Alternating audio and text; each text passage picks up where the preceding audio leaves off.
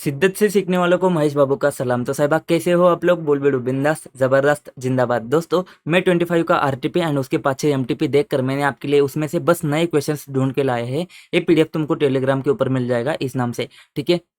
फटाफट इस क्वेश्चन को करने से पहले एक बात बताना चाहता हूँ कि इस क्वेश्चन के वीडियो से ज़्यादा अच्छा इंपॉर्टेंट वीडियो बनता है तुम्हारा स्टडी मैट के जो नए क्वेश्चन आते हैं, क्योंकि वो पुराने आरटीपी पुराने एमटीपी के क्वेश्चन है, तो इस अटेम्प्ट में आने के ज़्यादा चांसेस है। ये जो मैं 25 के आरटीपी एमटीपी के क्वेश्चन है ना, वो ज़्यादा चांसेस है कि अगले अटेम्प्ट में आ जाए या फिर उसके अगले अटेम्प्ट में आ जाए, ठीक है। और एक बात मैं कहना चाहता हूँ कि आरटीपी एमटीपी है ना, बनाया ही इसी वजह से जाता है कि तुमको आईसीआई क्या करेगा, नए क्वेश्चंस इंट्रोड्यूस करेगा। तो नए क्वेश्चंस अगर इसमें आते हैं ना, तो डरने की कोई बात नहीं है दोस्त। नए क्वेश्चंस आते हैं तो देख के जाना पड़ेगा, ठीक है। तो बस नए क्वेश्चंस है ना, वो कंसेप्ट कुछ चेंज नहीं है, बस तुमको देखना पड़ेगा अच्छा ऐसा क्वेश्चन आता है तो उसका सजेस्टेड आंसर ऐसा आएगा। तो तुझे देखना पड़ेगा कि तुझे इसका आंसर लिखना कैसा है, बस इतनी सी बात बनती है। टेंशन किस बात का है? ये देख के तू डर के अगर एग्जाम में जाएगा ना कि पेपर भी गंदा आएगा, तो भाई तू घर से ही आधे बाजे हार के जाएगा। तो अगर हार के जाएगा तो उधर जाके पूरे हार जाएगा। उसमें से क्वेश्चन 1 आएगा, बहुत ही गंदा दिखेगा और तू पूरा ऑडिट भूल जाएगा। तो इसकी वजह से एक टेक्निक है, एक टिप देता हूँ। क्वेश्चन 6 to 1 ऐसा रिवर्स ऑर्डर में तुमने पढ़ना है। जो तुम्हारे पास में 15 मिनट होते ना, तुमने क्वेश्चन पेपर क्वेश्चन 6 to 1 में पढ़ना है, क्योंकि है ना पीछे पीछे इजी क्वेश्चंस होते हैं, आगे आगे थोड़े डिफिकल्ट होते हैं। जनरली जनरली ऐसे होता है। तो अगर ऐसे पढ़ेगा तो तुझे थोड़ा सा बेनिफिट हो सकता है। सीधा सीधा शुरू करते हैं क्वेश्चन से। मैं क्वेश्चन समझाता हूँ क्या है। जिन कुशल 2 पार्टनर होते हैं, उसमें से जिन ने एक ऑडिट कंप्लीट किया है, पूरा पूरा काम उसने कंप्लीट किया है, लेकिन जब वो साइन करने जा रहा था ना, तो उसका एक्सीडेंट हो जाता है ना, उसकी डेथ होती है। तो अभी साइन कौन करेगा? तो उसका जो पार्टनर होता है ना कुशल, वो क्या करता है, वो साइन करता है। लेकिन वो साइन करता है रिव्यू किए बिना ही। उसने वर्क को रिव्यू नहीं किया है कि जिन ने क्या वर्क परफॉर्म किया है, उसने रिव्यू नहीं किया, उसने सीधा सीधा साइन किया। तो अभी ये कुशल गलत है कि सही है, तुमको बताना पड़ेगा। अब जब भी सही गलत की बात होती है ना, इंसान सबसे पहले प्रोफेशनल एथिक्स में जाता है और वहाँ ढूंढने की कोशिश करता है। बट वहाँ पे हमने ऐसा कुछ कंसेप्ट पढ़ा ही नहीं है। जब हम प्रोफेशनल एथिक्स की बात करते हैं ना, वहाँ पे ऐसा कुछ हमने कंसेप्ट पढ़ा ही नहीं है।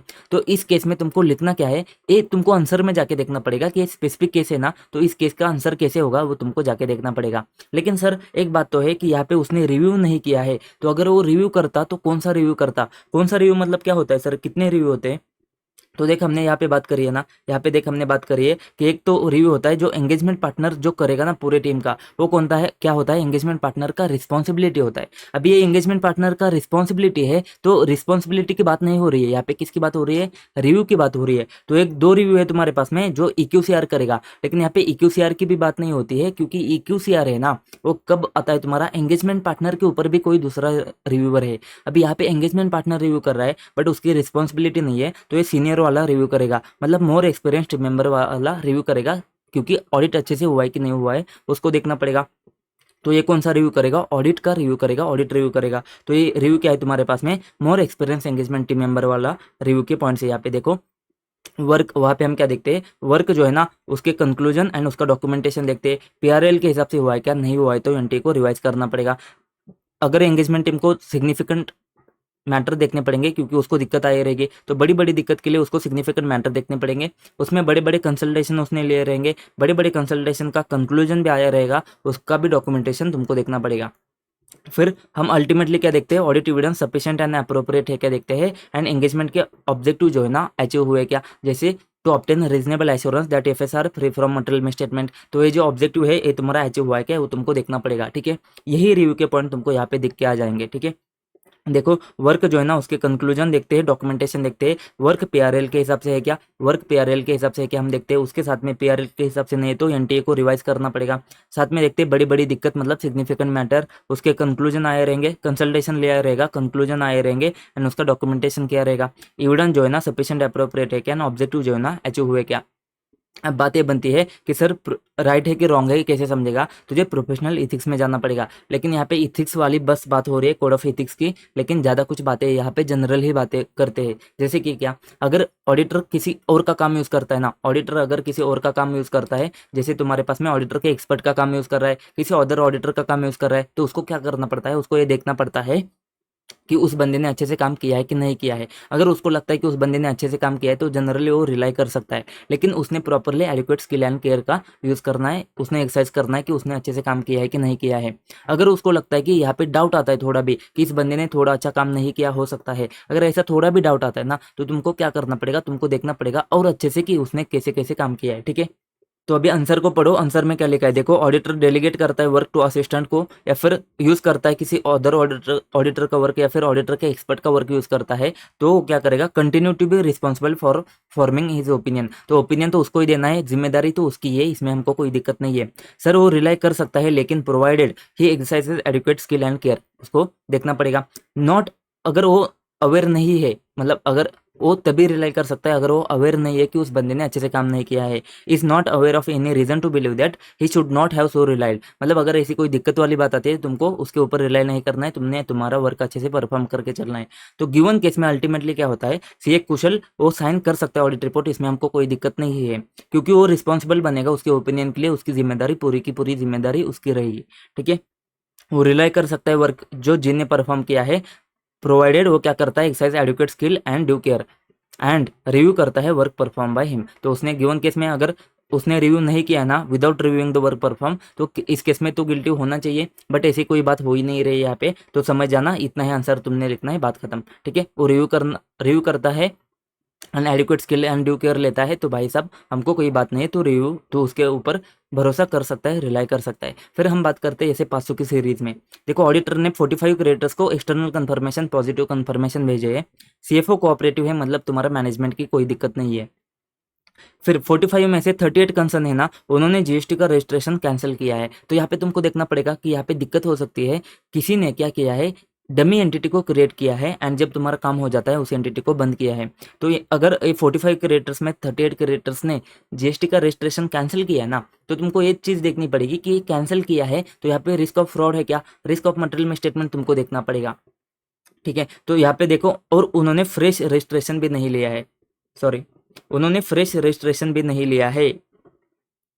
तो तुमको यहाँ पे उस सिचुएशन में कैसे डील करना है, तो सबसे पहली बात आती है कि यहाँ पे पॉइंट्स क्या क्या ओपन होते हैं। एक तो तुम्हारा ऐसे 505 तो आ ही जाएगा, लेकिन इसके साथ में ऐसे 315 आ सकता है रोमम का, इसका रिस्पॉन्स 330 आ सकता है, एंड आगे जाके 240 फ्रॉड के बारे में भी आ सकता है।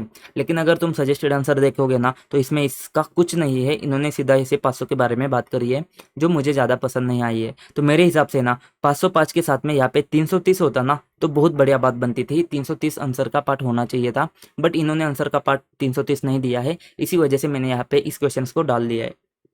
ठीक है, तो समझने की बात आती है कि एक्सटर्नल कंफर्मेशन में तुमको रिस्पांस के बारे में देखना है कि अभी रिस्पांस कैसा है, रिलायबल नहीं है, रिलायबल क्यों नहीं है, तो उस केस में क्या होना चाहिए। देखो हमारे पास में 505 आता है, इसमें रिस्पांस में क्या आता है, एक तो रिस्पांस रिसीव होता है तुम्हारे पास में, सॉरी रिसीव होता है या फिर रिसीव नहीं होता है। अगर रिसीव नहीं होता है ना, तुमको क्या करना पड़ेगा, नॉन रिस्पांस के केस में अल्टरनेटिव ऑडिट के प्रोसेस परफॉर्म करने पड़ते हैं। अगर पॉजिटिव कंफर्मेशन है, उसका रिस्पांस नेसेसरी है, अगर वो रिसीव नहीं होता है तो हम क्या करते हैं, ऑडिट के ऊपर या फिर ऑडिटर के ओपिनियन के ऊपर हमारा इम्प्लीकेशन जाता है। सर अगर रिस्पांस रिसीव होता है ना, तो हम इवेल्यूएट करते हैं ओके है क्या, ओके है तो ओके है। एक्सेप्शन है, एक्सेप्शन का मतलब क्या है, तुम्हारे पास में 100 रुपीज़ का अमाउंट है, उसके पास में ₹80 का अमाउंट है, दोनों के बीच में 20 रुपये का डिफरेंस है, ये 20 रुपीज़ क्या है तुम्हारे पास में, एक्सेप्शन है।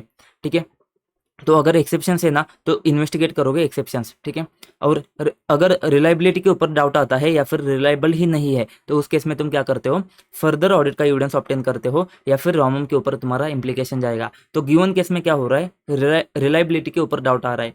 ठीक है, डाउट है कि रिलायबल है कि नहीं है, तो उस केस में तुमको क्या करना पड़ेगा, फर्दर ऑडिट एविडेंस ऑब्टेन करना पड़ेगा, एंड असेसमेंट ऑफ रोमम देखना पड़ेगा।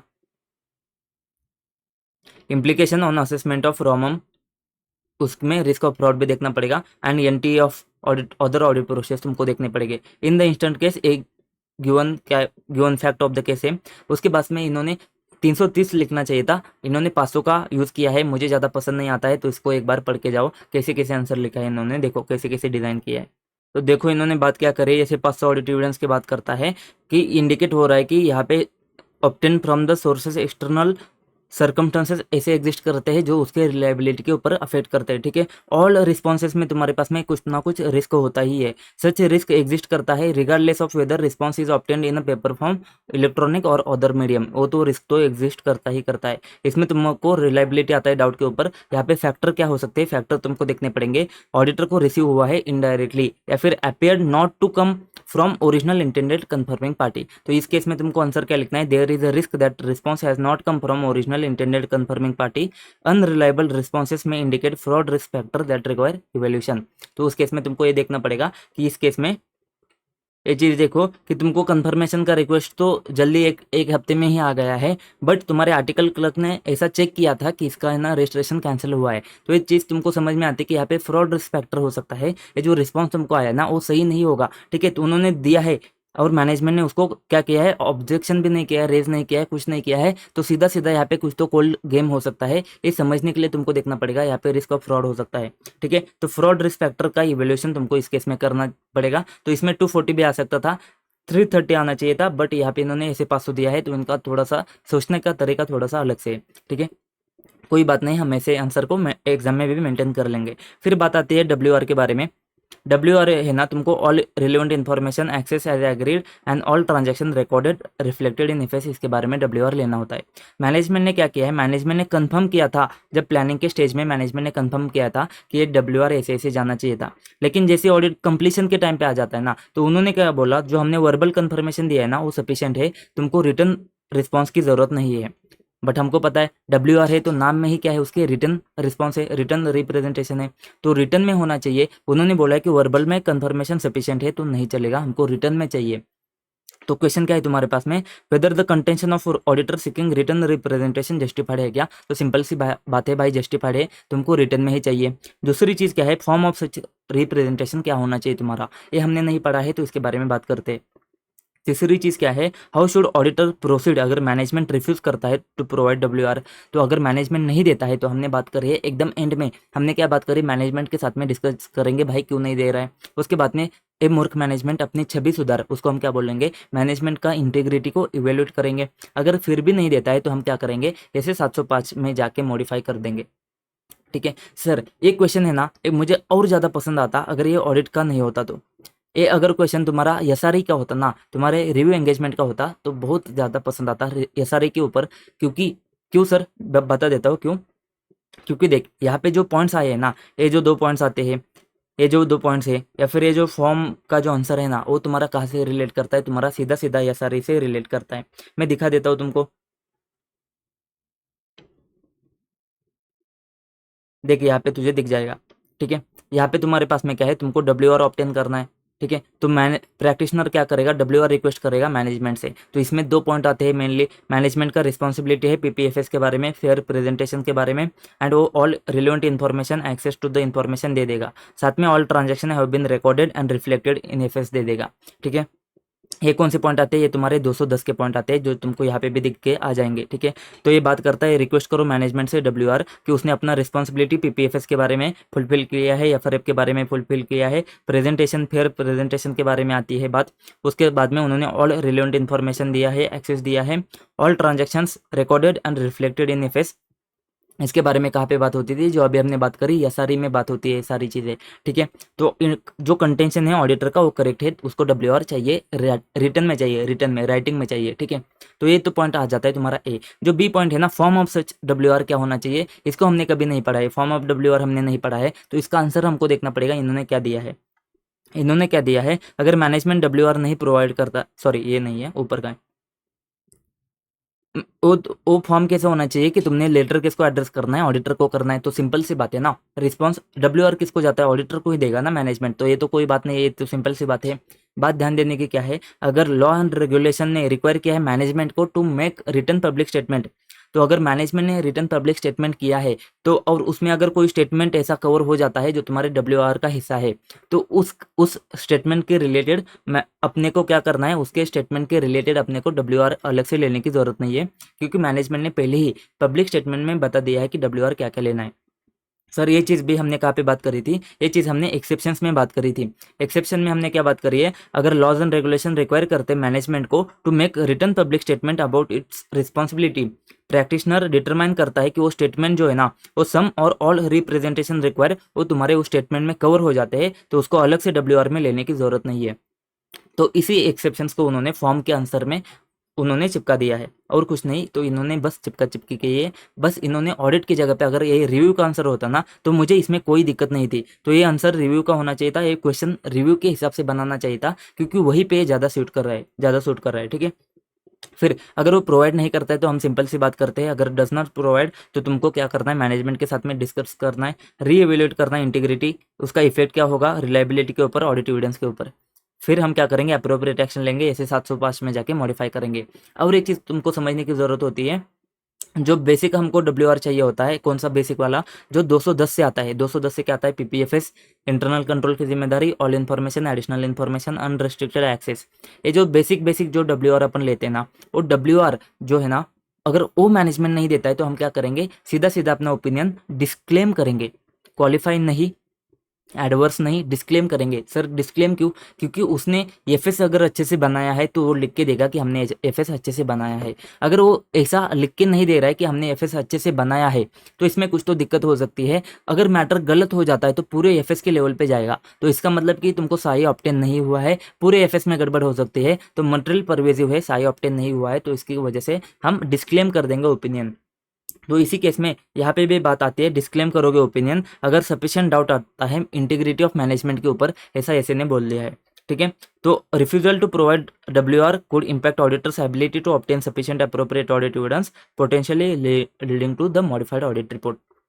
सर ये चीज़ हमने यहाँ पे भी देखी थी, जो नीचे हमने है यहाँ पे भी देखी थी, possible course of action when WR are not provided, तुम डिस्क्लेम करोगे या विड्रॉ करोगे। ये कब करोगे, अगर डाउट आता है इंटीग्रिटी ऑफ मैनेजमेंट के ऊपर, या फिर management does not provide require WR, तो उसके केस में किसके बारे में, PPFS के बारे में, या फिर तुम्हारे रिकॉर्डिंग ऑफ ऑल ट्रांजेक्शन के बारे में नहीं देता है ना, तो यहाँ पे दिक्कत ज़्यादा है, बड़े लेवल पे दिक्कत है। तो यहाँ पे हम डिस्क्लेम करेंगे ओपिनियन को। ठीक है, इंटीग्रिटी ऑफ मैनेजमेंट के ऊपर डाउट आता है, या फिर PPFS and recording of transactions में गड़बड़ आती है, तो हम डिस्क्लेम करते हैं। इसके बारे में यहाँ पे बात हो रही है।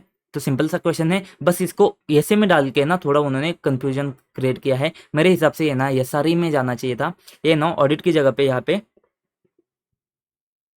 रिव्यू वाला आंसर क्रिएट करते ना, क्वेश्चन क्रिएट करते ना, तो मजा आ जाता। और ठीक है, तो अगला वाला क्वेश्चन देखते हैं। अगला वाला क्वेश्चन अगेन एक्सटर्नल कंफर्मेशन का है, 505 का है। तो 505 थोड़ा सा इंपॉर्टेंट बन सकता है, देख लेना, एक आध क्वेश्चन यहाँ से आ सकता है। ठीक है, दो तुमने WR भेजे है, 2 WR कौन से है, एक तुमने डेटर को भेजा है जिसका बैलेंस 15,50,000 है। ठीक है, उसको तुमने कंफर्मेशन क्या किया है, अगर एग्री या डिसएग्री करते हो तो भी तुम क्या कर लो, कंफर्म कर लो। ठीक है, तो ये 15,50,000 के लिए अगर तुम एग्री करते हो या फिर डिसएग्री करते हो, तुम रिस्पॉन्ड कर लो। ठीक है, दूसरा उन्होंने क्रिएटर को भेजा है जिसका आउटस्टैंडिंग बैलेंस 13,25,000 है। ठीक है, उसमें तुमने बोला है कि रिस्पॉन्ड कर लो जब तुम डिसएग्रीमेंट में हो। तो जब डिसएग्रीमेंट में हो तभी रिस्पॉन्ड कर लो, एग्रीमेंट में हो तो रिस्पॉन्ड मत कर लो। ठीक है, तो डेटर वाले ने कंफर्मेशन दे दिया है, उसका बैलेंस जो है ना 14,90,000 है, तो यहाँ पे थोड़ा डिफरेंस है। एंड क्रेडिटर वाले ने रिस्पॉन्ड ही नहीं किया है। तो तुमको क्या क्या पूछा है, देखो, आइडेंटिफाई करो एंड एक्सप्लेन करो टाइप ऑफ कंफर्मेशन रिक्वेस्ट। तो सिंपल है, पहला वाला जो कंफर्मेशन रिक्वेस्ट है ना, वो तुम्हारा कौन सा है, पॉजिटिव कंफर्मेशन रिक्वेस्ट है, क्योंकि ये बात करता है एग्री डिसएग्री दोनों केस में रिस्पॉन्ड कर लो। दूसरा जो कंफर्मेशन है ना, वो क्या बात करता है, डिसएग्रीमेंट के केस में बस रिस्पॉन्ड कर लो, तो ये तुम्हारा नेगेटिव कंफर्मेशन हो जाता है। ठीक है, और क्या पूछा है, देखो, discuss the course of action auditor should take for the discrepancy. तो डिस्क्रिपेंसी क्या है, ये है, सबसे पहले बात करते हैं, जो क्रिएटर ने है ना, उसने हमने बात करी थी, अगर तू डिसएग्री करता है ना तभी तो हमको रिस्पॉन्ड कर ले। तो गिवन केस में वो उसने क्या किया है, रिस्पॉन्ड नहीं किया है, तो इसका मतलब वो डिसएग्री नहीं करता है, वो एग्री करता है। तो इसमें हमको कुछ करने की जरूरत है क्या, कुछ करने की जरूरत नहीं है, कुछ नहीं, छोड़ दो, क्योंकि डिसएग्री होता है ना तभी तुम कुछ करने की जरूरत है। अगर एग्री हो जाता है तो उसको कोई करने की बात नहीं है, तो सेम सेम है। सर अगर डेटर का कंफर्मेशन है ना, इसमें डिस्क्रिपेंसी है, डिस्क्रिपेंसी क्या है तुम्हारे पास में, एक्सेप्शंस है। एक्सेप्शंस कैसे, देखो हमने बात करी थी, एक्सेप्शंस आते हैं ना, तो एक्सेप्शंस को इन्वेस्टिगेट करना पड़ेगा। ठीक है, क्योंकि उसमें डिफरेंस है बैलेंस का। ठीक है, तो ये चीज़ तुमको देखनी पड़ेगी कि इस केस में तुमने क्या करना है, पॉजिटिव कंफर्मेशन में थोड़ा देखना पड़ेगा। तो सबसे पहले नेगेटिव कंफर्मेशन की बात करते हैं। नेगेटिव कंफर्मेशन रिक्वेस्ट में रिस्पॉन्स नहीं आता है तो auditor is not required to take any action. Positive confirmation request तुमने क्या है कि पार्टी एग्री करते हैं डिसएग्री करता है उसको रिस्पॉन्ड करना पड़ेगा। यहाँ पे एक्सेप्शंस है, एक्सेप्शंस मतलब क्या डिफरेंस है, किस में डिफरेंस है तुम्हारा, जो इन्फॉर्मेशन तुमने रिक्वेस्ट करी है कंफर्म करने के लिए या फिर तुम्हारे एंटिटी के रिकॉर्ड में कंटेंट है एंड जो इन्फॉर्मेशन उस कंफर्मिंग पार्टी ने प्रोवाइड करी है उसमें जो डिफरेंस है ना वो तुम्हारे एक्सेप्शंस है। तो exceptions needs to assist to the entire population after analysing the reason for the difference. तो गिवन केस में क्या हुआ है, गिवन केस में तुम्हारे पास में डिफरेंस है, ठीक है। The auditor's evaluation when taken into account with other audit procedures, the auditor may assist auditor in concluding whether sufficient appropriate audit evidence has been obtained or whether performing further audit procedures necessary है कि नहीं है। तो सही obtain हुआ है क्या, further audit process तुमको नेसेसरी है कि नहीं है वो ऐसे 330 के हिसाब से तुमको देखना पड़ेगा। The company should be ask to investigate and reconcile discrepancy. तो कंपनी के बोलो कि भाई साहब ये डिफरेंस क्यों है, इस डिफरेंस को जाके हमको रिकंसिलेशन दे दो।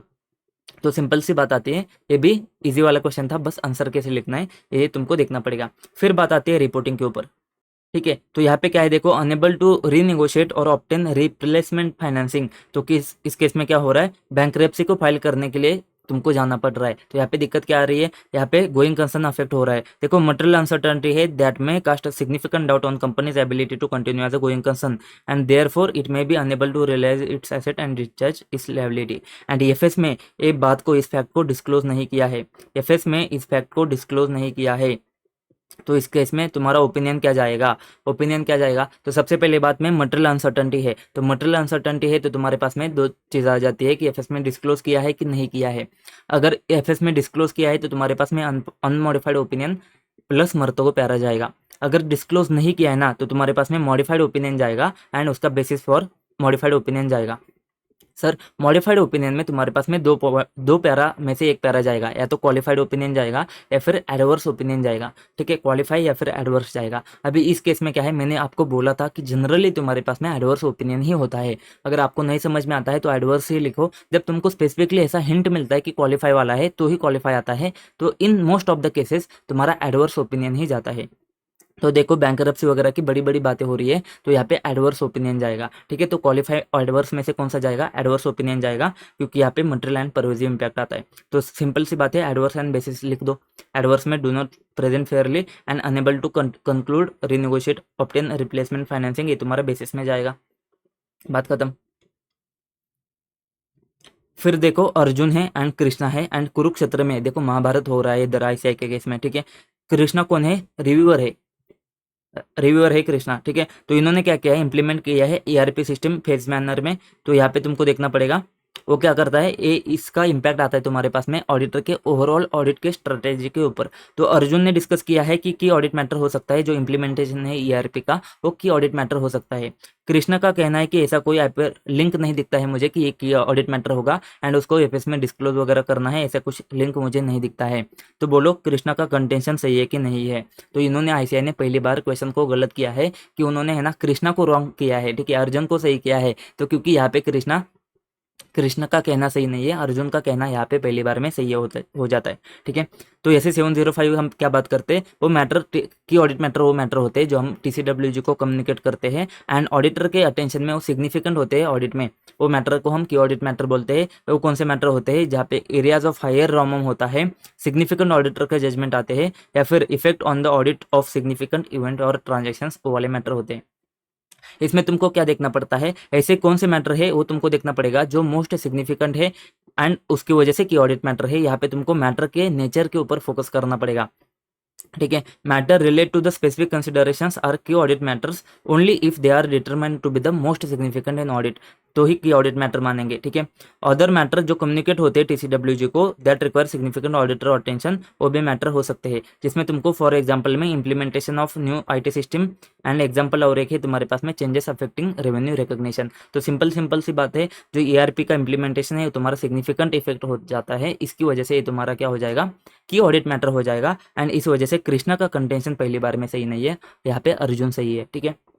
हर बार कृष्णा सही नहीं होंगे, कभी कभी अर्जुन सही होंगे, ऐसा नहीं होगा। यहाँ पे तो कृष्णा सही होने चाहिए, तो बट आईसीआई ने कुछ किया है, देखो अभी कैसे किया है। फिर बात करते हैं एनबीएफसी के बारे में, ठीक है। एनबीएफसी के बारे में बात हो रही है यहाँ पे, NBFC accepting public deposit giving loan since 2015। तो एनबीएफसी यहाँ से पहले से 2015 से अपना काम कर रही है, इसका नेट ओन फंड्स का रिक्वायरमेंट, नेट ओन फंड्स कितना है इसका, 1 CR 1 करोड़ 75 लाख है उसका, ठीक है। तो तुम्हारे पास में मिनिमम कितना होना चाहिए, 10 करोड़ होना चाहिए। लेकिन अगर पहले से एनबीएफसी है, जैसे कि यहाँ पे पहले से एनबीएफसी है, तो तुम्हारे पास में 2 करोड़ है, तुमको 10 करोड़ कब तक करना है, मार्च 31 मार्च 2027 तक करना है, ठीक है। And was not having registration certificate from RBI, and उसने 29 मार्च 2024 को अप्लाई किया है, 24 को अप्लाई किया है। द कंपनी अपॉइंटेड काबरा, उसका ऑडिटर कब है, 23-24 को ऑडिटर है, ठीक है। Advise auditor with reference to the audit process to be taken and reporting requirement on the same in the view of CARO 2020। तो इन्होंने अच्छी बात एक करी है, इन्होंने स्पेसिफिकली बता दिया कि कारों में जाके तुम देखो कि तुमको क्या क्या रिपोर्ट करना है। तो देखो सबसे पहले ना इन्होंने 175 किया है, जो तुम्हारा 10 करोड़ उन्होंने लेकर आना चाहिए था। लेकिन 10 करोड़ की जरूरत कब होती है कि तुमको मार्च 27 तक उसको 10 करोड़ लेकर जाने का है, अगर तुम्हारा एग्जिस्टिंग एनबीएफसी है तो कम से कम तुम्हारे पास में नेट ओन फंड्स का 2 CR का लिमिट था, ठीक है। अब यहाँ पे तुमको देखना पड़ेगा, एनबीएफसी कंपनी है तो हमको क्लॉज नंबर 16 कैसे, 16 कैसे, मैंने आपको क्या बोला था, आरबीआई है तो आरबीआई के ऊपर कैश, आरबीआई के नीचे कैश। आरबीआई क्या बोलता है, मेरे ऊपर कैश मेरे नीचे कैश। तो मेरे ऊपर कैश मतलब नॉन कैश ट्रांजेक्शन डायरेक्टर के साथ में सेक्शन 192 के बारे में बात करता है। नीचे वाला कैश मतलब 17 नंबर का क्लॉज कौन सा है तुम्हारा, कैश लॉसेस के बारे में बात करता है। तो ये जो 16 नंबर का पॉइंट है आरबीआई के बारे में, मतलब आरबीआई के एक्ट में तुमने सेक्शन 45IA में तुमने रजिस्ट्रेशन लिया कि नहीं लिया है, वो तुमको क्या करना पड़ेगा, यहाँ पे रिपोर्ट करना पड़ेगा। तो उसके लिए ऑडिटर को एग्जामिन करना पड़ेगा। Company is engage in the business, जो अट्रैक्ट करता है रजिस्ट्रेशन का रिक्वायरमेंट, तो इसको तुमको क्या देखना पड़ेगा, फाइनेंसिंग एक्टिविटी प्रिंसिपल बिजनेस है क्या, मतलब तुम्हारी कंपनी के 50% एसेट फाइनेंशियल एसेट है क्या, और उसका इनकम जो आता है वो तुम्हारे ग्रॉस इनकम के 50% है क्या। आरबीआई रेस्ट्रिक्ट करता है कंपनीज को carrying the business of non banking financial institution without obtaining certificate of registration. अगर तुम्हारा वो वाला बिजनेस है तो तुमको क्या करना है, तुमको सर्टिफिकेट ऑफ रजिस्ट्रेशन ऑब्टेन करना है। तो तुमको ऑडिट के प्रोसेस में क्या होना चाहिए, सबसे पहले तुमने वो ट्रांजेक्शन देखो कि वो ट्रांजेक्शन कौन सा करता है, वो आरबीआई की एक्टिविटीज में कवर है क्या। फिर तुमको क्या देखना है, उसके फाइनेंशियल एसेट 50% से ज्यादा है क्या, इनकम फ्रॉम फाइनेंशियल एसेट 50% से ज्यादा है क्या, तुमको देखना पड़ेगा। फिर तुम क्या देखोगे, नेट ओन फंड्स का रिक्वायरमेंट है क्या। अगर ये 3 चीजें होती है ना तो तुमको देखना पड़ेगा उसने सर्टिफिकेट ऑफ रजिस्ट्रेशन लिया है क्या। अगर नहीं लिया है ना तो तुमको रिपोर्ट करना पड़ेगा। तो ऑडिटर रिपोर्ट क्या करेगा कि उसका रजिस्ट्रेशन रिक्वायर है, उसको लेना चाहिए था, क्या उसने लिया है क्या। अगर नहीं लिया है तो उसका रीजन तुम बता दोगे। तो सिंपल सी बात है, इसमें कोई नहीं है। क्लॉज 16 पैरा 3 ऑफ कारो 2020, इसमें कुछ बात ही नहीं बनती है, दम ही नहीं बनता है, ठीक है। ऐसा और एक क्वेश्चन हमारे पास में पहचान कौन में क्वेश्चन है, बहुत ही सिमिलर वाला क्वेश्चन है, ठीक है। उसके बाद में बात करते हैं 23-24 की बात हो रही है। टैक्स 50 लाख का जो डिमांड किया है तुम्हारा undisclose cash sales, undisclose cash sales तुम्हारा है 20-21 का। तो करंट ईयर 23-24 है, 20-21 में 50 लाख का अनडिस्क्लोज कैश सेल्स था। तो करंट ईयर में क्या हुआ है, इनकम टैक्स का रेट वगैरह पड़ा है। Company has not recorded such undisclosed income during the year 23-24। तो सीएटी ने रिजाइन भी किया है, क्योंकि वो ट्रांजेक्शन कंपनी ने रिकॉर्ड नहीं किया है, इसकी वजह से सीएटी ने रिजाइन भी किया है। तो यहाँ पे 2 चीज़ हो रही है, एक तो इनकम टैक्स की रेट, इनकम टैक्स वाले कितने बजे आते हैं, 8 बजे आते हैं हमारे कंपनी में। तो क्लॉज 8 जो है ना, क्लॉज 8 पैरा 3 क्लॉज कारो 2020 में तुम्हारे पास में क्लॉज 8 में तुमको क्या लिखना होता है, अगर तुमको करंट ईयर में ऐसा प्रीवियस ईयर का अनडिस्क्लोज इनकम दिखाई दिया जाता है ना, ऐसे रेड वगैरह में मिल जाता है ना, तो उस केस में तुमको करंट ईयर में उस इनकम को दिखाना पड़ेगा, करंट ईयर में उस इनकम को दिखाना पड़ेगा अनडिस्क्लोज इनकम करके। अगर तुमने नहीं दिखाना है तो तुमको यहाँ पे रिपोर्ट करना पड़ेगा कारो के क्लॉज 8 में। दूसरी चीज, ऑडिटर अगर रिजाइन करके जाता है ना, तो करंट ईयर में अगर किसी ऑडिटर छोड़ के गया है ना, तो नए ऑडिटर को वो तुमको कारों में रिपोर्ट करना पड़ेगा। उसने ये भी देखना पड़ेगा कि उसके इश्यूज क्या थे, मैटर क्या था, वो सारी चीजें अपकमिंग ऑडिटर जो आया है उसने सारी चीजें कंसिडर करी है क्या, एंड पुराना ऑडिटर क्यों छोड़ के गया है, ये सारी चीजें उसको मेंशन करनी पड़ेगी। तो क्लॉज 8 में उसको देखना पड़ेगा प्रीवियसली जो अनरिकॉर्डेड इनकम होता है ना, वो प्रॉपरली रिकॉर्ड किया है क्या ड्यूरिंग द ईयर। तो इसको उसको क्या करना पड़ेगा, क्लॉज 18 में पैरा 3 कारो 2020 में उसको देखना पड़ेगा।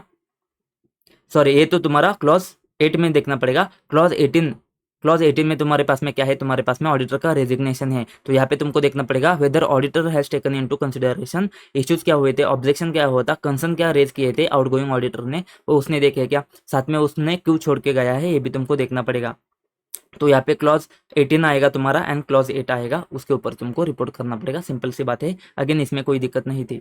फिर outstanding dues towards income tax है ₹15 लाख सिंस जुलाई 23। तो सिंस जुलाई 23 है, तुम 23-24 में हो, तो यहाँ पे जुलाई 23 का कोई तो मतलब बनता है। देखते हैं क्या मतलब बनता है। उसने ऑब्जेक्शन फाइल किया है, ऑब्जेक्शन लेटर फाइल किया है for the set demand with income tax authority and उसका रिस्पॉन्स कुछ रिसीव नहीं हुआ है। तो सिंपल सी बात है दोस्त, इतनी सी बात समझनी है तेरे को कि अभी तुम्हारे पास में जुलाई 23 है, मतलब एज ऑन तुम्हारा 31 मार्च है ना, 31 मार्च 2024 है ना, इसमें तुमको आउटस्टैंडिंग ड्यूज देखने होते हैं कितने हैं। इसमें तुमको 6 मंथ का आउटस्टैंडिंग कम से कम होना चाहिए। तो करंट में तुम्हारे पास में जुलाई 23 है, तो अगर जुलाई 23 है ना, तो इसके पास में तुम्हारे पास में 6 महीने से ज़्यादा आउटस्टैंडिंग है एज ऑन 31 मार्च 24। तो अगर 6 महीने से आउटस्टैंडिंग है तो तुम्हारे पास में कहाँ पे दोस्त, क्लॉज 7 टीडीएस भरना होता है हमको 7 तारीख को। तो 7 को है ना, क्लॉज 7 को तुमको देखना पड़ेगा। क्लॉज 7 में तुमको ये चीज देखनी पड़ेगी कि तुमको 6 महीने से आउटस्टैंडिंग है क्या। पहले ए एंड बी होता है जिसमें तुम्हारा अनडिस्प्यूटेड आता है ए में, एंड सब क्लॉज ए में अनडिस्प्यूटेड आता है, सब क्लॉज बी में तुम्हारा डिस्प्यूटेड आता है। तो ए में तुम्हारे पास में अनडिस्प्यूटेड है, तो अनडिस्प्यूटेड के लिए तुमने देखना है 6 महीने से ऊपर आउटस्टैंडिंग है क्या। तो गिवन केस में जुलाई से आउटस्टैंडिंग है, मतलब तुम्हारे पास में एज ऑन 31 मार्च 6 महीने से आउटस्टैंडिंग है, तो ये तुम्हारा अनडिस्प्यूटेड हो जाता है। सर लेकिन उन्होंने ऑब्जेक्शन लेटर दिया है ना, लेकिन उसका रिस्पॉन्स नहीं आया, नहीं आता है, तो बस तुमने ऑब्जेक्शन रेज किया, इसका मतलब वो डिस्प्यूट में है, ऐसा नहीं होता है। वो तुमको चीज़ देखनी पड़ेगी। तो देखो आंसर में क्या है, क्लॉज 7A है तो अनडिस्प्यूटेड बन जाता है, तो इसमें तुमको मोर देन 6 मंथ देखना पड़ता है from the date they become payable. ठीक है। क्लॉज 7B में तुमको क्या करना पड़ता है, डिस्प्यूटेड के बारे में बात होती है, लेकिन यहाँ पे इन्होंने क्या लिखा है, mere representation to the concern department shall not be treated as a dispute. तो यहाँ पे गिवन केस में क्या आएगा, तुम्हारा क्लॉज 7A आएगा। फिर हम बात करते हैं फिजिकल वेरिफिकेशन इन्वेंट्री का जो किया है ना, उसका समरी दिया है तुमको, और यहाँ पे समरी देख के तुमको समझ रहा है कि क्वार्टरली यहाँ पे डिफरेंसेस आते हैं। ठीक है। हमको क्या देखना होता है, हमको देखना होता है कि डिफरेंस जो है ना, ये डिफरेंस तुम्हारा 10% से ज़्यादा है क्या। तो देखो यहाँ पे क्या हो रहा है, 116 का 10% कितना होगा तुम्हारा, वन सॉरी 1160 का 10% कितना होगा, 116 होगा। तो 116 से तो ये कम ही दिख रहा है, ये 41 का डिफरेंस होगा। यहाँ पे कितना है, 20 का ही डिफरेंस है, तो ये भी नहीं है तुम्हारा, ये भी नहीं है। ठीक है। यहाँ पे 250 का डिफरेंस होना चाहिए, यहाँ पे कितना है, 250 से ज़्यादा है। ठीक है। 2750 से ज़्यादा है, तो यहाँ पे 10% से ज़्यादा डिफरेंस है, ये आ सकता है। फिर यहाँ पे 220 है, तो इसका कितना है, 22 का है, तो 22 से ये इधर कितना डिफरेंस है, 40 का है, तो ये भी आएगा। तो ये दो चीज़ तुम्हारे 10% से ज़्यादा करती है। बात ध्यान देने की क्या आती है, ध्यान देने की बात क्या है, देखो समझो। जब तुम्हारा इन्वेंट्री के, जब हम पीपीई के बारे में बात करते हैं ना, पीपीई में हम फिजिकल वेरिफिकेशन में और तुम्हारे एक्चुअल में डिफरेंस देखते हैं, वो भी देखते हैं, लेकिन उसके साथ में हम क्या बात करते हैं, लेकिन वहाँ पे 10% हम नहीं देखते। तो 10% पीपीई में कहाँ पे देखते हैं, जब रीवैल्यूएशन होता है तो। ठीक है। पीपीई में फिजिकल वेरिफिकेशन में 10% नहीं है, पीपीई में जब रीवैल्यूएशन होता है ना, तो 10% का डिफरेंस है। तो इन्वेंट्री में रीवैल्यूएशन को कोई कंसेप्ट नहीं है, तो इन्वेंट्री में फिजिकल वेरिफिकेशन के लिए 10% की चीज़ आती है। ठीक है। और 10% में तुमको ये देखना पड़ेगा कि इन्होंने डिवाइडर में बेस क्या लिया है, तो बेस इन्होंने फिजिकल वेरिफिकेशन लिया है। ठीक है। तो ये चीज़ तुमको समझनी पड़ेगी। तो गिवन केस में तुमको चेंज देखना पड़ेगा, तो चेंज क्या है, कैलकुलेट कर लो। चेंज कैलकुलेट करो, जहाँ जहाँ पे तुम्हारा 10% से ज़्यादा है उसको तुमको रिपोर्ट करना पड़ेगा। ठीक है। तो इन्होंने डिनोमिनेटर में बेस क्या लिया है, तुमने फिजिकल वेरिफिकेशन लेकर उन्होंने परसेंटेज चेंज को कैलकुलेट किया है, ये बस चीज़ तुमको ध्यान में देनी पड़ेगी। तुम्हारा क्या आएगा, दोनों को माइनस करो, 290 डिवाइड बाई 2500 इंटू 100 करो, शायद से ये 11%, 11.6 आएगा। तो उसके हिसाब से जाके देखो, तो तुमको रिपोर्ट क्या करना पड़ेगा, ये दो चीज़ तुमको रिपोर्ट करनी पड़ेगी। ठीक है। फिनिश गुड्स एंड तुम्हारा स्टोर्स एंड स्पेयर्स। फिर यहाँ पे तो कोई बात है ही नहीं है तुम्हारे बाकी के इसमें, ये तो बहुत ईजी है। देखो कंपाइलेशन एंगेजमेंट के बारे में बात कर रहा है, पर्पस क्या है, एंड तुम्हारे एलिमेंट्स ऑफ प्रैक्टिशनर्स रिपोर्ट। तो पर्पस क्या होता है, एक तो मैंडेटरी पर्पस होता है, या फिर तेरे पास में अदर देन मैंडेटरी होता है, कंप्लाई विद द मैंडेटरी या फरेब के हिसाब से, या फिर तुम्हारा पर्पस अनरिलेटेड टू मैंडेटरी। इसमें क्या क्या होता है, मैनेजमेंट TCWG को चाहिए तो इसकी वजह से बनाते हैं, इंटरनल यूज़ के लिए। ठीक है। Periodic financial reporting external parties के हिसाब से कर रहे हो, कॉन्ट्रैक्ट या फिर एग्रीमेंट के लिए जैसे ग्रांट वगैरह है, या फिर तुम्हारा ट्रांजेक्शन पर्पज जैसे मर्जर एक्विजिशन के लिए तुम्हारा बन जाता है। दूसरा क्वेश्चन क्या है तुम्हारा, एलिमेंट्स ऑफ प्रैक्टिशनर्स रिपोर्ट। तो एलिमेंट में क्या जाएगा, एक तो तुम्हारा टाइटल जाता है, दूसरा तुम्हारा क्या जाता है, एड्रेस ही जाता है, एंड एकदम एंड में तुम्हारा क्या जाता है, तुम्हारा साइन डेट प्लेस जाता है। सर बीच में क्या जाता है, बीच में क्या जाता है, ये तुमको समझना पड़ेगा। यहाँ पे थोड़ा डिफिकल्ट है, मैं तुमको अपने नोट्स में से समझा देता हूँ, 1 मिनट। तो आ जाओ यहाँ पे मैं तुमको दिखा देता हूँ। ये सिंपल सी बात है। देखो ये सिंपल सी बात है, तुमको क्या क्या देखना होता है। देखो कंपाइल्ड फाइनेंशियल इन्फॉर्मेशन है ना, तो कंपाइल्ड फाइनेंशियल इन्फॉर्मेशन तो किसी इन्फॉर्मेशन को तुमने कंपाइल किया है, तो सबसे पहले ये तुमको देखना पड़ेगा तुमने जिस इन्फॉर्मेशन को कंपाइल किया है ना वो इन्फॉर्मेशन, सबसे पहले ये बात देखो जो इन्फॉर्मेशन को तुमने कंपाइल किया ना, इन्फॉर्मेशन किसने दी है, वो इन्फॉर्मेशन मैनेजमेंट ने दी है, तुमको रिपोर्ट में लिखना पड़ेगा। दूसरी चीज, ये इन्फॉर्मेशन तुमने कंपाइल की है उसको तुमको आइडेंटिफाई करना पड़ेगा। ठीक है, तुमने आइडेंटिफाई कर लिया, तुमने बता दिया कि इन्फॉर्मेशन मैनेजमेंट ने हमको दी है, फिर तुम लिखोगे ये इन्फॉर्मेशन है ना ये एफआरएफ के हिसाब से बनाई है, एंड उसके साथ में तुम लिखोगे रिस्पॉन्सिबिलिटी मैनेजमेंट की क्या होगी एंड प्रैक्टिशनर की क्या होगी, और हमने इसको क्या किया है एसआरएस के हिसाब से किया है। ठीक है, ये सिंपल से पॉइंट बन जाते हैं तुम्हारे पास में। एक तो इन्फॉर्मेशन को आइडेंटिफाई करना है तुमको, एफआरएफ के हिसाब से इन्फॉर्मेशन में मैनेजमेंट ने दी है हमको, इन्फॉर्मेशन में मैनेजमेंट ने हमको दी है, मैनेजमेंट की रिस्पॉन्सिबिलिटी क्या है, हमारी जिम्मेदारी क्या है। ठीक है, ये तो सिंपल सी बात होती है। उसके साथ में हम क्या लिखते हैं, उसके साथ में बस दो चीज़ें ध्यान रखो। एक तो किसके बारे में बात होती है, एक तो तुमको एक्सप्लेन करना पड़ेगा कि हमारा एश्योरेंस एंगेजमेंट नहीं है, तो इसकी वजह से हमको वेरीफाई नहीं करना है, ना ही हमको ऑडिट के ऊपर एक्सप्रेस ओपिनियन करना है या फिर रिव्यू के ऊपर हमको कंक्लूजन रिपोर्ट करना है। ठीक है, हमको किसी भी क्योंकि ये एश्योरेंस एंगेजमेंट नहीं है, तुमको उसमें रिपोर्ट में बताना पड़ेगा, तो इस वजह से हम ऑडिट ओपिनियन नहीं देते या फिर रिव्यू कंक्लूजन नहीं देते हैं।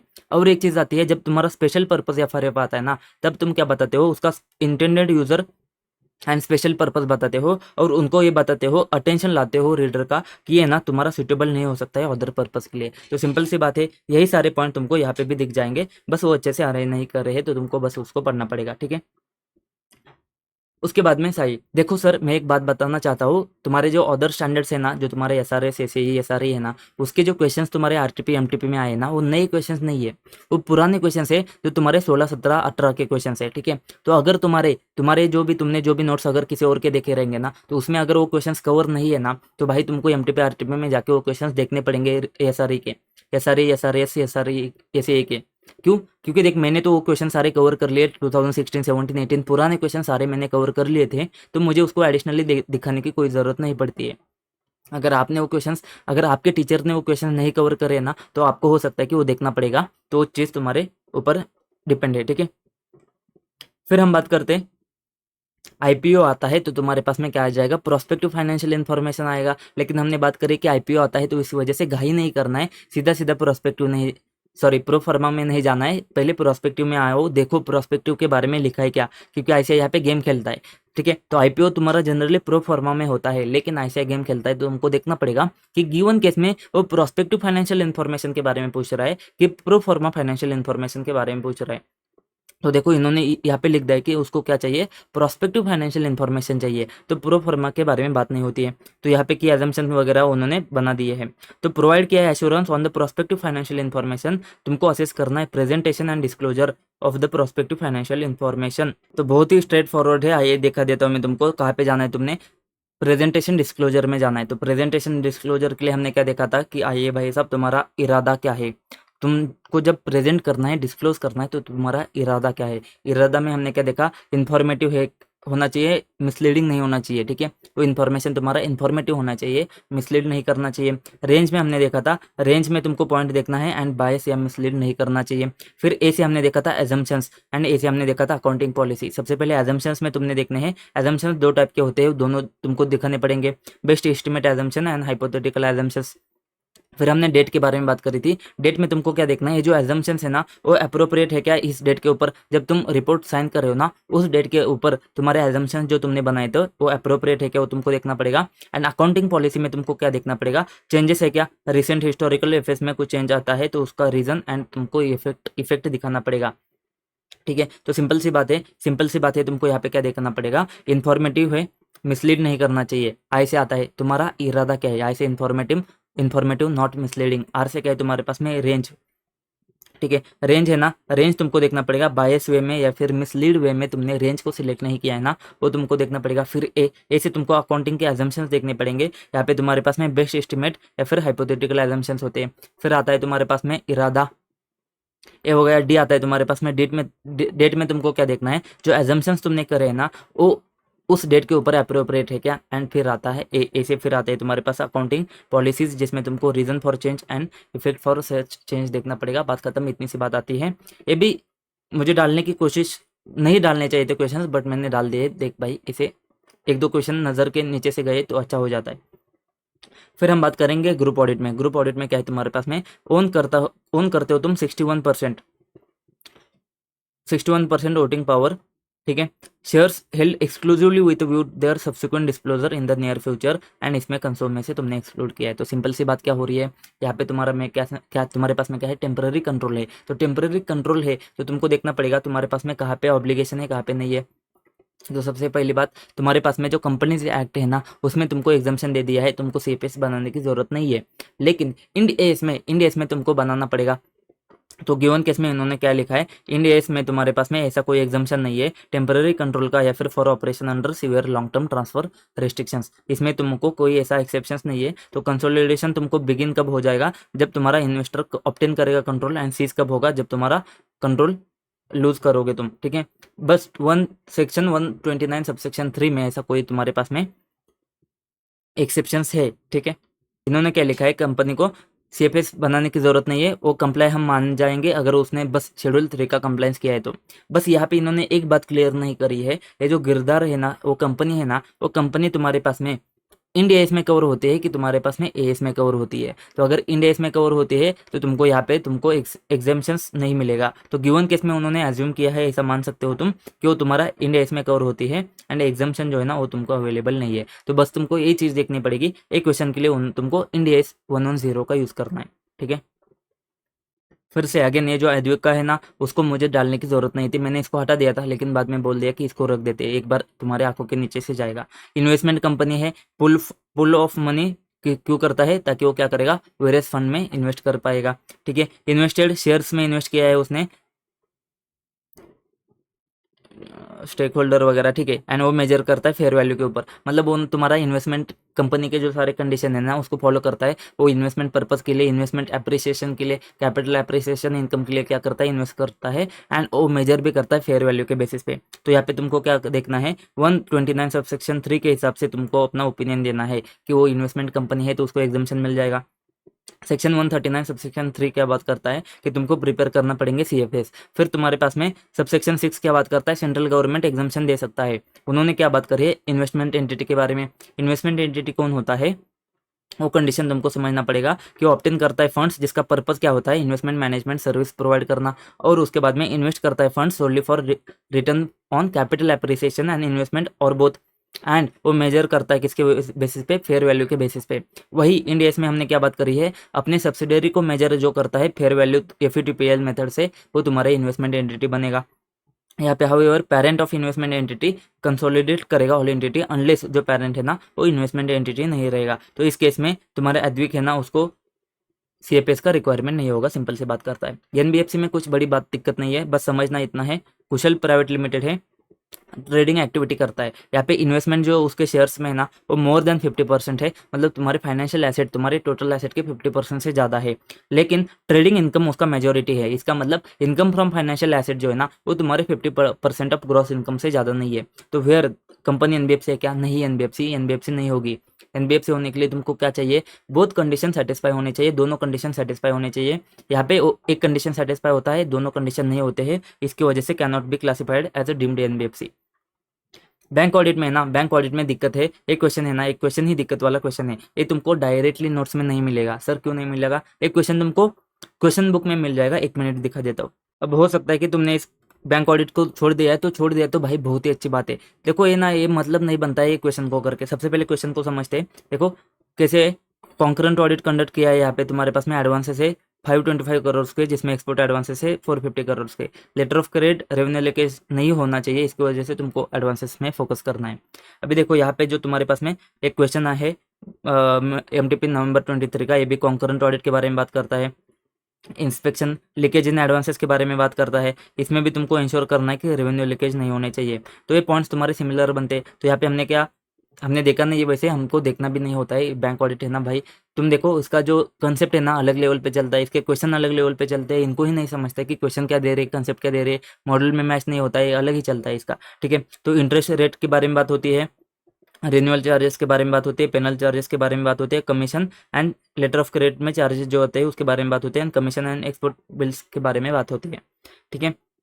ये सिमिलर पॉइंट थोड़े यहाँ पे दिखते हैं, interest rate, processing fee, sanction of cash credit limit, over due interest on export bill and charges commission in respect of letter of credit. तो 3-4 पॉइंट यहाँ पे मिल जाते हैं। देखो इन्होंने इनका ही क्वेश्चन चेंज किया, इन्होंने इनका ही आंसर थोड़ा चेंज कर दिया, ठीक है।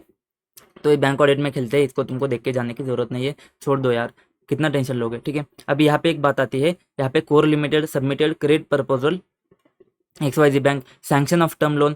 XYZ बैंक लिमिटेड ने अप्रोच किया है CAP को इन्वेस्टिगेट करने के लिए profitability of business and value of security in the form of asset. तुमको स्टेप्स क्या लेने हैं वो तुमको देखना पड़ेगा। सबसे पहली बात आती है कि ये जो है ना, तुम्हारे पास में ऐसे 2 क्वेश्चन बनते हैं। एक हमारे पहचान कोड में है, जहाँ पे तुमको पूछा जाता है कि तुमको क्या करना है, कंपनी का हिस्ट्री, पास्ट प्रॉफिट्स, वो सारी चीज़ें चेक करनी होती है, और तुमको पूछा जाएगा कि गिवन एक्टिविटी कौन सा एक्टिविटी है। वो एक्टिविटी तुम्हारा ड्यू डिलिजेंस का एक्टिविटी बनता है। गिवन केस में ड्यू डिलिजेंस नहीं आएगा, गिवन केस में इन्वेस्टिगेशन आएगा। तो इन्वेस्टिगेशन में भी हमारे पास में एक सेम टू सेम था, बैंक इन्वेस्टिगेशन में, लोन इन्वेस्टिगेशन में सेम पॉइंट था। 1 मिनट दिखा देता हूँ। तो ये जो इन्वेस्टिगेशन है ना, देखो ये इन्वेस्टिगेशन बैंक के लिए, बैंक ने क्या किया है, एक्सपोर्ट कंपनी के लिए, टर्म लोन के लिए, फूड प्रोसेसिंग के लिए इन्वेस्टिगेशन कंडक्ट किया है। ये पॉइंट्स मैंने आपको बोला था कि ये जो 1, 2, 3 है ना, ये सब पॉइंट्स तुमको लिखने हैं। लेकिन गिवन क्वेश्चन में सिर्फ उन्होंने क्या बोला है, जो बी सेकंड वाला पॉइंट है ना, प्रॉफिटेबिलिटी के बारे में and accuracy of loan repayment के बारे में, इसके बारे में बस पूछा है। तो अगर बस इसके बारे में पूछा है ना, तो तुमको ऊपर के एंड नीचे के पॉइंट लिखने की जरूरत नहीं है, ठीक है। या फिर नीचे के अलग से पूछ सकते हैं, या फिर बीच का एक एक क्वेश्चन भी बना सकते हैं। तो बस इन्होंने ये वाला क्वेश्चन बना दिया है। तो सिंपल सी बात है, तुमको कंडेंस इनकम स्टेटमेंट प्रिपेयर करने पड़ेंगे 5 साल के लिए।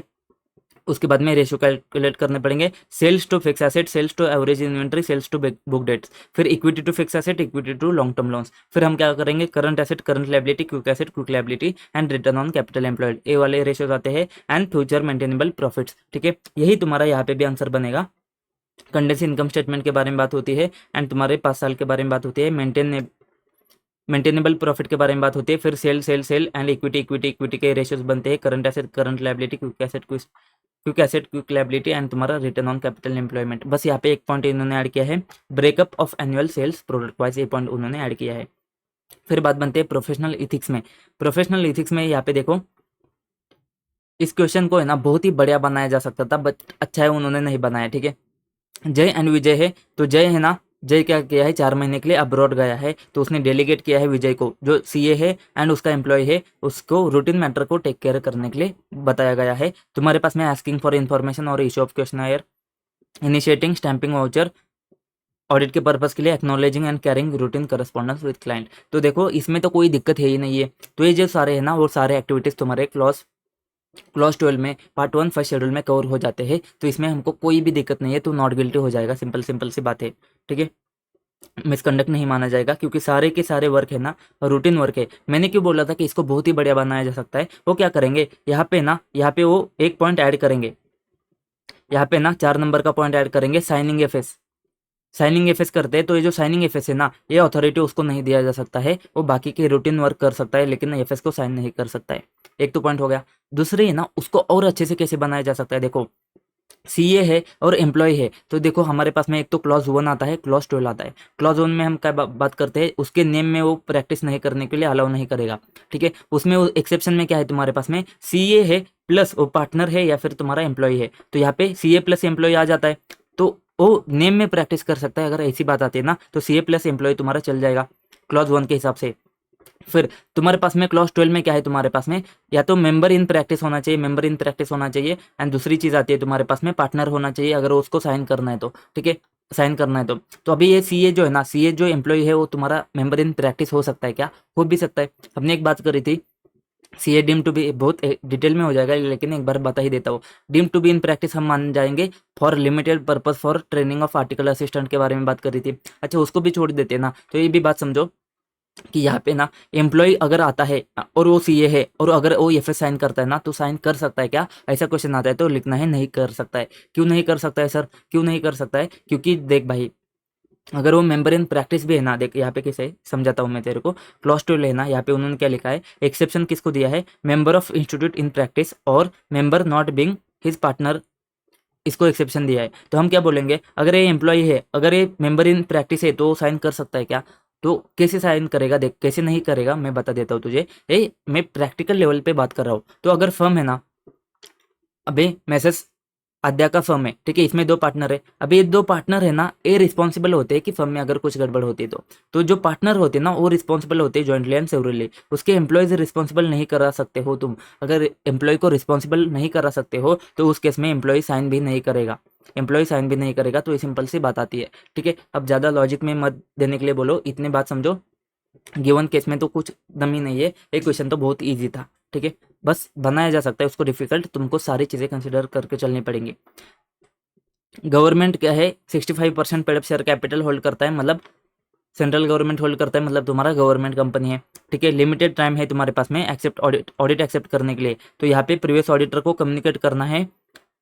लैक ऑफ टाइम है तो उसने एक्सेप्टेंस दे दिया है बिफोर रिसीविंग रिप्लाई, तो कंडीशनल एक्सेप्टेंस दे दिया है, चलेगा क्या? हाँ भाई चलेगा। हमने बात करी क्लॉज 8 कम्युनिकेट में, पार्ट 1 फर्स्ट शेड्यूल में हमने क्या बात करी है, देख वैसे तो जनरली है ना, तेरे को गवर्नमेंट कंपनी हो, सेंट्रल गवर्नमेंट हो, कोई भी हो, बैंकिंग हो, सबको है ना क्लॉज 8 का कम्युनिकेशन रिक्वायरमेंट है ही है, ठीक है। मैंडेटरी रिक्वायरमेंट है कम्युनिकेशन का, बहुत गवर्नमेंट कंपनी से non government entity bank company सबके लिए रिक्वायरमेंट है, अगर तुम्हारे पास में अच्छा सा टाइम है तो, ठीक है। अगर टाइम है तो तुमको सबको ही कंप्लाई करना है।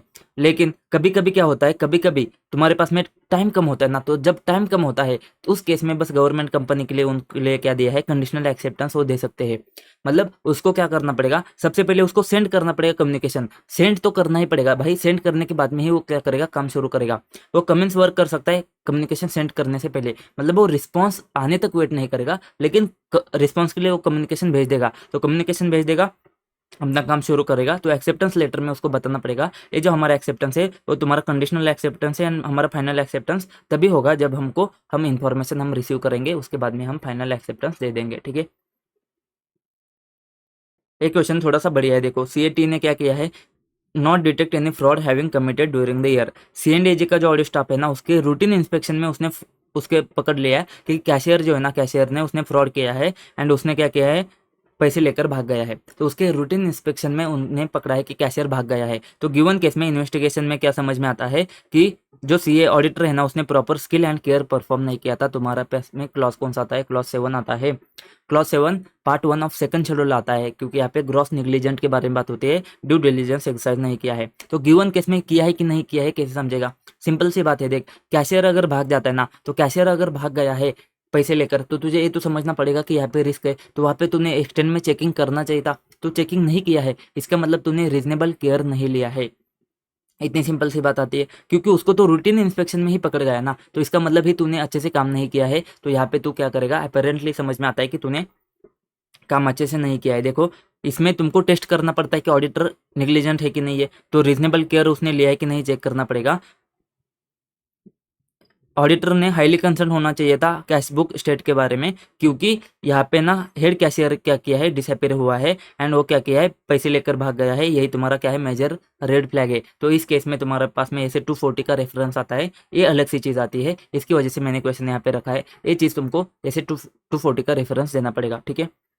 तो ऑडिटर ने प्लान परफॉर्म नहीं किया है, प्रोफेशनल स्केप्टिसिज्म नहीं लगाया है, फ्रॉड एक्चुअली टेकन प्लेस हो सकता है इसके लिए, क्योंकि कैशियर भाग गया है पैसे लेकर, तो प्राइमा फेसी ये तुम्हारा ग्रॉस नेग्लिजेंस है, तो यहाँ पे तुम गिल्टी हो जाओगे, लेकिन ऐसा उन्होंने मेंशन नहीं किया है, ठीक है। देखो ठीक है, यहाँ पे ऑडिटर देखो, कंपनी एंड ट्रस्ट है ना, दोनों सेम ही मैनेजमेंट के अंडर है, तो अनुज ऑडिटर है बोथ एंटिटीज का, ठीक है। Some part of the expenditure was not applied towards the objective of the trust, he inform the matter to the board of trustee through the separate report, but उसने qualify नहीं किया audit report को। तो दो चीज़ आती है कि उसने क्या किया है, उसने क्वालिफाई नहीं किया है रिपोर्ट को, क्या है, ट्रस्ट के ऑब्जेक्टिव के लिए उसने खर्चा किया हुआ है। तो पहली बात तो आती है कि हम क्या करेंगे, क्लॉज 5 एंड क्लॉज 6 में जाते हैं।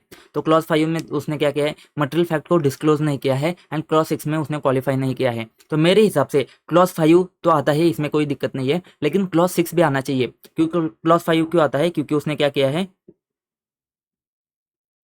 Fail to disclose material fact, जो उसको पता थे वो उसने डिस्क्लोज नहीं करे है, तो क्लॉज 5 तो आता है। लेकिन मेरे हिसाब से इसका आंसर और अच्छा होता अगर वो क्लॉज 6 भी दे देते तो, ठीक है, क्लॉज 6 दे देते तो और अच्छा होता, क्योंकि क्लॉज 6 आना चाहिए ना। क्योंकि बात क्या हो रही है, उसने क्वालिफाई नहीं किया है, तो क्वालिफाई नहीं किया है मतलब मटेरियल में स्टेटमेंट के बारे में बात हो रही है। तो ये जो क्लॉज 6 है ना, ये क्लॉज 6 में हम वही तो बात करते हैं, तो क्लॉज 6 भी आना चाहिए था मेरे हिसाब से। लेकिन क्लॉज 6 कौन सा, पार्ट 1 सेकंड शेड्यूल का, फर्स्ट शेड्यूल का नहीं, सेकंड शेड्यूल का, ठीक है। तो क्लॉज 5 प्लस क्लॉज 6 आता है ना, 5 प्लस 6 आता है तो मजा आ जाता, बट इन्होंने दिया नहीं है। तो बस इतनी सी ध्यान तुमने बात रखनी है कि उसने क्लॉज 6 नहीं दिया है।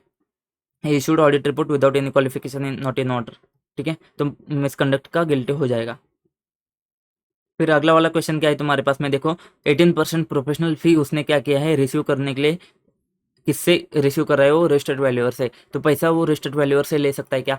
देख हमने बात करी है क्लॉज 2 एंड क्लॉज 3 में, पे नहीं करेगा, रिसीव नहीं करेगा। पे रिसीव किसको किसको नहीं करेगा, किसको किसको करेगा, अलाउ किसको किया है, मेंबर इन प्रैक्टिस सीए जो है ना तुम्हारा सीए को कर सकता है। फिर हमारे पास में सीएस सीएमए आर्किटेक्ट एडवोकेट वगैरह है, उसमें हमने कभी रजिस्टर्ड वैल्यूअर पढ़ा है क्या, नहीं पढ़ा है, तो इसको दे सकता है क्या, इसे रिसीव कर सकता है क्या, नहीं कर सकता है। गिवन केस में क्या है रिसीव कर रहा है, तो रिसीव क्लॉज 3 में आ जाएगा, तो क्लॉज 3 पार्ट 1 फर्स्ट शेड्यूल में वो गिल्टी हो जाएगा, क्योंकि तुम्हारा रजिस्टर्ड वैल्यूअर उसमें नहीं आता है, तो क्या हो जाएगा, गिल्टी हो जाएगा, सिंपल सी बात करता है। डिजिटल ऑडिट की बात छोड़ो, डिजिटल ऑडिट में क्या है, एक क्वेश्चन देख लेते हैं, वैसे तो हमने किया नहीं है बट छोड़ दो, एक क्वेश्चन देख लो यहाँ पे क्या है, उसको तुमको टेक्स्ट मैसेज आया मोबाइल फोन के ऊपर कि सस्पिशियस एक्टिविटी है, ये सब हो रहा है, इस लिंक के ऊपर क्लिक करो 24 आवर्स में, नहीं तो तुम्हारा अकाउंट डीएक्टिवेट करेंगे, ऐसे ऐसे आ रहा है, कोई तो टेक्स्ट आ रहा है। तो यहाँ पे क्या है, तुमको टाइप ऑफ फिशिंग पूछा है, फिशिंग का टाइप में क्या होता है, देखो फिशिंग में ना समझो, एसएमएस से किया है ना, एसएमएस टेक्स्ट मैसेज है ना, तुम्हारे पास में क्या होता है, तुम्हारे पास में स्मिशिंग होता है, तुम्हारे पास में स्मिशिंग होता है, तो स्मिशिंग का जो यस है ना, यस स्मिशिंग का यस है ना, एक इसका एसएमएस का है, ठीक है, एसएमएस का स्मिशिंग है। फिर अगर वॉइस कॉल करता है ना, कॉल करता है ना, वॉइस कॉल होता है, तो वो तुम्हारा क्या होता है, विशिंग होता है।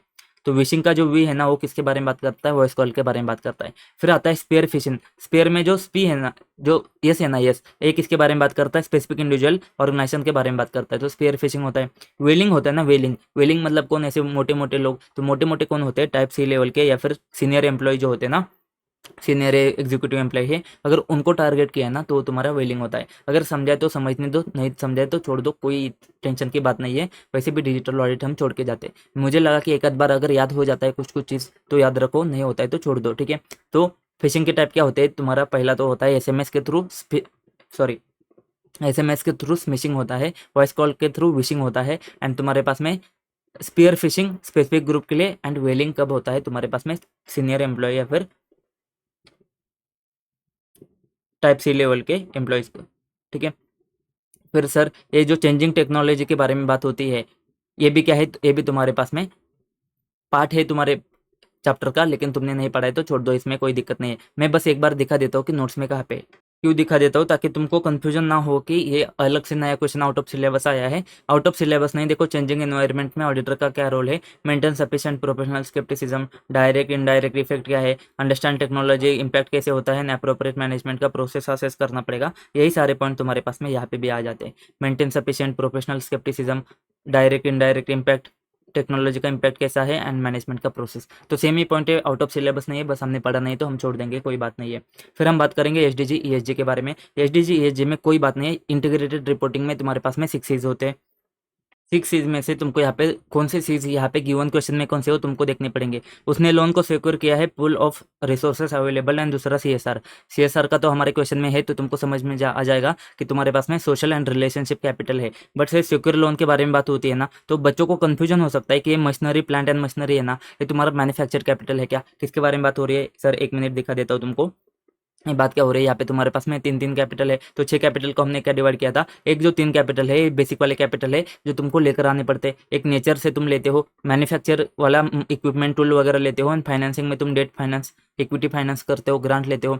तो सर तुमको कंफ्यूजन हो सकता है कि इक्विपमेंट टूल में अगर वो मैन्युफैक्चर कैपिटल है या फिर पूल ऑफ फंड्स में तुम्हारा फाइनेंशियल कैपिटल है, बस इसी वजह से मैंने क्वेश्चन को रखा है। तो समझने की बात आती है, कैपिटल क्या होता है, जो तुम लेकर आते हो, ठीक है, लेकर जो आते हो ना वो तुम्हारा कैपिटल है। तुम लेकर क्या आ रहे हो, तुम लोन लेकर आ रहे हो, ठीक है, तुम मशीन लेकर आ रहे हो क्या, मशीन लेकर नहीं आ रहे हो, तुम लोन लेकर आ रहे हो, एंड उसके पैसे से तुम मशीन खरीद रहे हो, ठीक है। तुम मशीन लेकर आते तुम्हारा मैन्युफैक्चर कैपिटल होता, तुम लोन लेकर आ रहे हो तो तुम्हारा क्या हो जाएगा, ये तुम्हारा फाइनेंस कैपिटल हो जाएगा। तो पहला फाइनेंस कैपिटल है, एंड सीएसआर का तो तुमको पता है तुम्हारा क्या है, सोशल एंड रिलेशनशिप कैपिटल है। फिर हम बात करते हैं यहाँ पे प्रिंसिपल के बारे में बात हो रही है। प्रिंसिपल में बेनिफिट ऑफ एम्प्लॉयज़ के बारे में बात होती है। तो बेनिफिट ऑफ एम्प्लॉयज़ में हमने बात करी है, जस्ट गिव मिनट, ठीक है। तो प्रिंसिपल में जाते, प्रिंसिपल नंबर 3 था, हम 3 से शुरू होते सोशल वाले, 3 से आगे 3 है, 3 4 5 है, और उसके बाद में 9 कस्टमर वाला है, ठीक है। तो प्रिंसिपल 3 क्या बात करता है, प्रमोट करते हो तुम वेलबींग फॉर ऑल एम्प्लॉयज़। उसके वैल्यू चेन में भी हम देखते हैं डिग्निटी हेल्थ एंड वेलबींग के बारे में बात होती है। यहाँ पे तुमको देखना पड़ेगा हम क्या क्या देखते हैं। जनरली बात करते हैं, देखो हम क्या देखते हैं, लेबर रेगुलेशंस देखते हैं, promote work life balance, dignity है, फ्रीडम ऑफ एसोसिएशन है, child labour, bonded labour and उसका इनवॉलंटरी लेबर के बारे में बात करते हैं। टाइमली पेमेंट किया है क्या, उसका लिविंग स्टैंडर्ड को प्रमोट करता है क्या, इकोनॉमिक सिक्योरिटी, मतलब वो जैसे रहते हैं उसके हिसाब से उनको उतना पेमेंट मिलता है क्या, वर्क प्लेस कैसे होना चाहिए, सेफ, हाइजीनिक एंड कंफर्टेबल होना चाहिए, स्किल डेवलपमेंट होना चाहिए, हरेसमेंट से फ्री होना चाहिए, करियर डेवलपमेंट, ट्रेनिंग, इसके बारे में बात होती है। यही सारे पॉइंट तुमको यहाँ पे भी दिख जाएंगे आंसर में, ठीक है। Promote wellbeing of employees, dignity and health wellbeing तुमको देखना पड़ेगा। फिर हमको क्या करने पड़ते हैं, रेगुलेटरी रिक्वायरमेंट को कंप्लाई करना पड़ता है, डिग्निटी मेंटेन करने पड़ते हैं, रिस्पेक्ट करने पड़ते हैं, एसोसिएशन से फ्रीडम तुम्हारा होना चाहिए, मतलब वो तुम्हारे ट्रेड यूनियन को जाके बना सकते हैं, मिल सकते हैं। चाइल्ड लेबर, बॉन्डेड लेबर या फिर किसी भी टाइप का फोर्सफुली लेबर नहीं होना चाहिए, उसको तुम प्रिवेंट कर लो। फिर वर्क लाइफ बैलेंस होना चाहिए, टाइमली उसका पेमेंट होना चाहिए, वेजेस का पेमेंट जो है ना वो तुम्हारा क्या होना चाहिए, इकोनॉमिक सिक्योरिटी प्रोवाइड करना चाहिए, वर्क एनवायरनमेंट अच्छा, सेफ, हाइजीनिक एंड कंफर्टेबल होना चाहिए, skill development, career development, training and harassment से फ्री होना चाहिए। इतनी सी बात होती है, तो ये तुम्हारे पास में सब कुछ खत्म हो जाता है। इतने नए क्वेश्चन है, इसको देख के जाओ, बस बात खत्म, ठीक है दोस्त। मिलते हैं नेक्स्ट वीडियो में, तब तक के लिए जय हिंद।